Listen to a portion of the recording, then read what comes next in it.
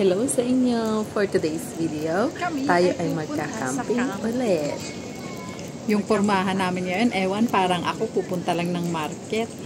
At yung kasama ko parang uuwi yata ng Pilipinas, naka-luggage pa. Hayaan niya na, pagbigyan na lang. At nandito na nga kami sa Tongchong, palabas na kami ng MTR station. At pupunta na naman kami ng Discovery Bay.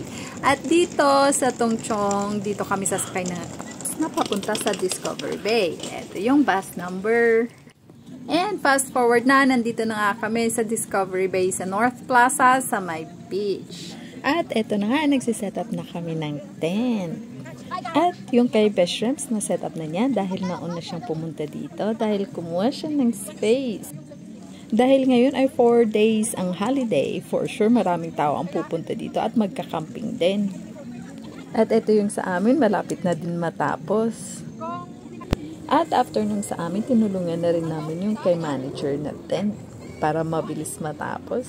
Tanghali na rin kami at hindi pa kami nagpanananghalian. Buti may kasama, may dala kang at nilagyan niya ng sapin ng maraming plastic dahil, you know, bago ang tent ni manager. Baka madumihan. Char. At ayan na nga, pero parang hindi pa yata sila magkakaintindihan dyan kung anong gagawin nila sa tent.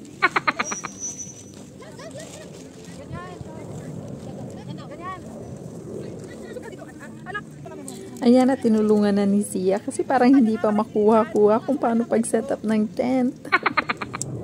Actually, madali lang talaga siya i-set up. Kaso nga lang, syempre, dahil bago yung tent ni manager, ay, char, may ganon. Joke lang, ay two-steppin. Ayan na, malapit na matapos. O, diba, maganda yung tent. Uy, twinning yarn. At ito pala yung place. O, diba, maganda. Since first day pa lang ngayon, kaya hindi pa masyadong marami ang tao. And by this time, tarp naman yung easy setup namin. Para naman may bubong kami sa gabi. At para hindi mahamugan yung mga bunbunan namin. Chos! At nagdidiskusyon pa kung paano ang pwesto. At ayan, dumating na si Maricel Soriano. Si Kapval pala. At dahil excited siya mag-camping, tulong agad, hindi na nagbaba ng bag. Pero picture daw muna at nag-aya pa ng mga kasama. Anyways, back to work na sa pag-setup ng tarp natin. Ayan, tinatali na nila sa bato para naman tumayo. Dahil malakas ang hangin, baka liparin ba at mawalan kami ng bubong, you know. At eto si manager nakakita ng malaking bato. Parang mas malaki pa yata sa kanya to eh. Sigurado daw hindi nalilipa rin yung bubong. At yan, tapos na. Next na setup is yung pagkain. Pero before that, ayusin muna natin yung mesa dahil mababa lang yung mga upuan natin. Kaya ibabaon natin yung mesa para sakto lang. O, ayan si Sia. O, ang galing maghukay. At eto na, pinakahihintay ng lahat. Yung pagkain. Yummy.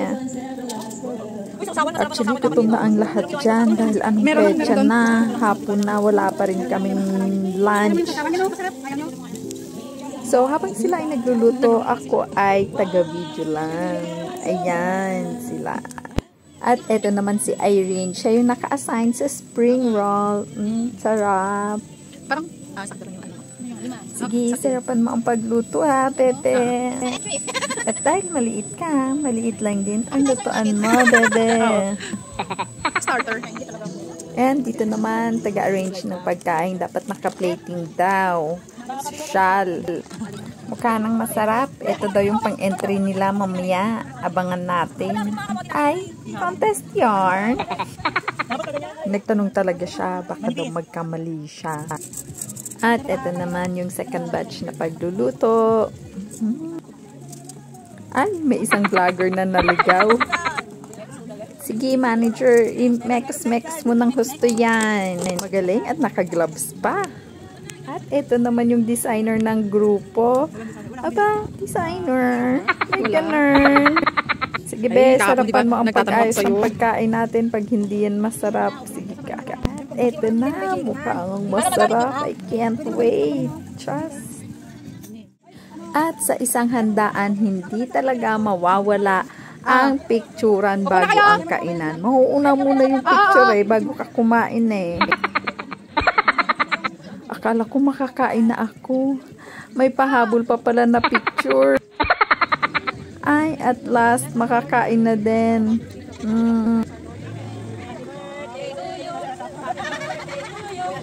Sino ba birthday? Bakit hindi ko alam na may birthday? Sige, i-enjoy muna namin ang pagkain namin Tara, kain tayo.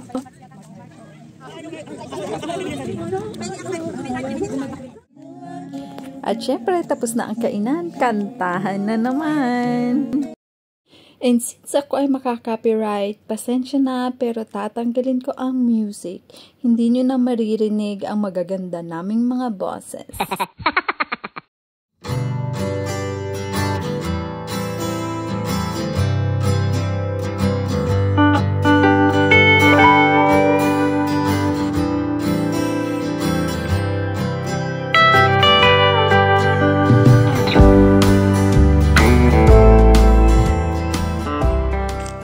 At break muna sa kantahan dahil kukuha tayo ng mga kahoy para sa bonfire natin mamaya.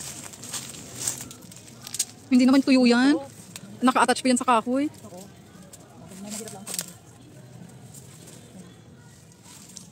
Pero dito sa part na to, parang konti lang yata yung tuyo ng mga kahoy.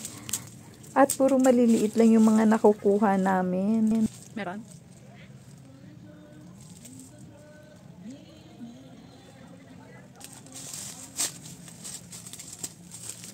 Ayan, may nakita naman kaming malaki kaso hindi namin makuha dahil naka-attach pa yata at wala kaming pang putol. Hindi naman yan Anyway, okay na to kaysa naman sa wala. Tara, balik na tayo. Dito na ang start ng malagim na gabi. Ang mga susunod na eksena ay hindi na kailangan ng voice over pa dahil makikita nyo na sa video. Parental guidance. Ang mga susunod na eksena ay hindi angkop sa mga batang manonood, patnubay ng magulang ay kailangan. Mamamatay yan! Ito ang gamot sa walang pag-ibig. Ate, parang model. Pag wala kang partner, ito lang katapat, magpahinga. Ayan ang magandang tugtog niya, yung nagkaganyan. Flying in the moon. Tagal na kainom na ako. Ba't kasi nakatikit? Si wala!